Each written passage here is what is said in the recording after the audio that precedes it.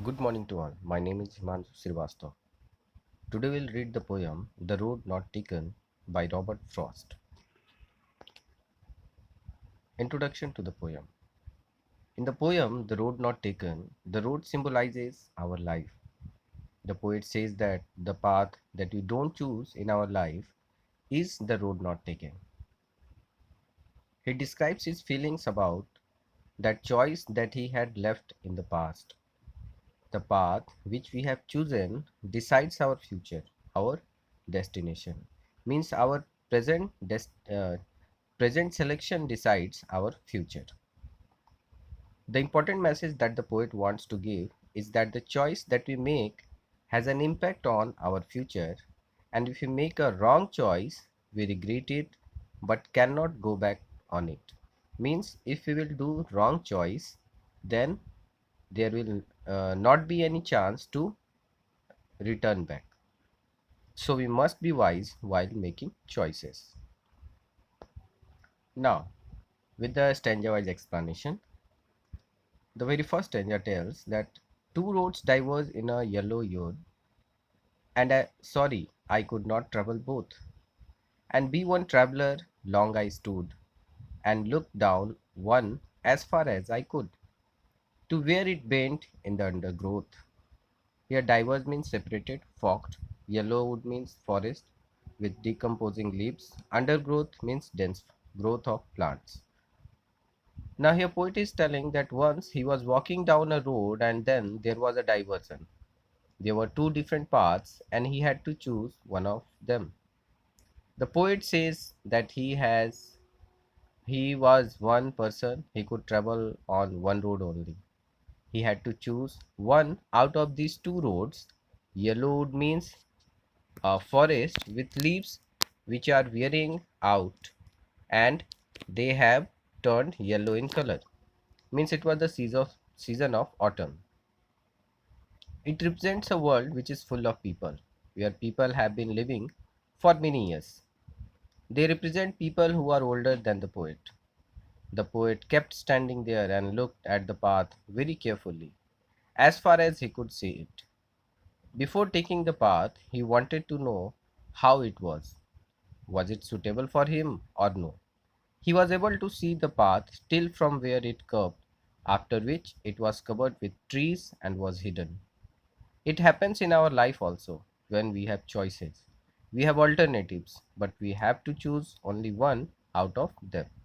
We take time to think about the pros and cons, whether it is suitable for us or not, and only then we take a decision on what path we should choose. Now, second stanza, the poet telling that then he took the other, just as fair, and having perhaps the better claim, because it was grassy and wanted wear, though as for that the passing there had warned them really about the same. Here fair means as good as the other one, claim means better, grassy means unused path, wanted wear means had not been used. Means the poet kept on looking at one path for a long time to check if it is the right path for him or not. And then he decided and started walking on another path because he felt that both paths were equally good. He says just as fair. So he felt that both paths were equally good and started walking one out of them. He adds that maybe he felt that the path was better for him. So he chooses it as it had grass on it, which means that it was unused. Not many people had walked on this path earlier, that is why this path was grassy. And wanted wear means that it was not walked over by many people. After he walked on the path for some distance, he realized that both the paths had been worn out the same way. Both the paths were similar and worn out. Even in our life, we take any path or option, but all of them have the same benefits, disadvantages, problems, challenges, and we must face them. Means we select any path, we have to face its pros also and cons also. We think that we are choosing a better option, but it is not that way. Means the option is better at the time of selection, but later what its result will be, we are not knowing. In stanza 3, poet says, and both that morning equally lay in leaves, no step had trodden black. Oh, I kept the first for another day, yet knowing how way leads on to way. I doubted if I should ever come back, yet trodden means walked over. The poet says that both the paths were similar that morning, both had leaves on them, and no one had stepped on them as they were still green in color. He decided that the day he would take one path and keep the other path for another day, although he knew that one day leads to the another way. He knew that he could not go back on the choice that he had made. Means he was knowing that he could not go back on the choice that he had made. Similarly, even in our life, once we choose an option, we must keep on moving ahead with that option, and we never get any chance to come back and take the another option that we had left earlier. That's why it has been told that before selection we must think wisely.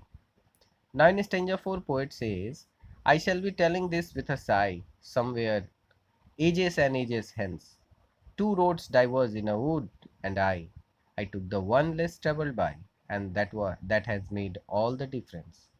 Sigh means deep breath, and hence means in the future. He says that in the future he will take a deep breath and say that once upon a time he had reached such a point in life that there were two options for him, and he traveled on that road which had been traveled upon by lesser number of people. That decision of his decided his future. Similarly, in future, when you grow up, then you will say that once upon a time, when you were young, you had two options. The choice that you made you what you become of it. Means in the past, the selection you have done, that will show your present. Means that will show your present or future. Means if present you are doing any selection, that will be your future. According to that you will get your future. If your selection will be wisely, means you will be good in your future. This is a very strong message for all the students also, that you should be wise and be careful while making choices out of the options that you have in your life, because your future depends on the choice that you make today. So this is the explanation. Now here are some literary devices. Rhyme scheme was AB, AAB. Symbolism means the roads has been symbolized as the two choices of our life. Anaphora means the words that has been repeated at the beginning, that is and. Alliteration means the same sound has been repeated in consecutive words. Repetition means repetition of one word in different stanzas. Here, the summary tells that the poet says that once he was walking down the road and reached a fork, means the place where the road is divided in two paths. He could walk over one of the paths only. He took time to choose the right path. He inspected them to decide which was a better option, and then choose the one which seemed less walked over. He kept the other one for some other day, although he knew that he would never get the chance to walk over it. He would go further on the chosen path and not get a chance to go back on it. As he walked on the chosen path, he realized that both the paths were similar. He felt that his future depended on the choice that he made. So, this was the poem and explanation. I hope this will help you out to understand. Thank you.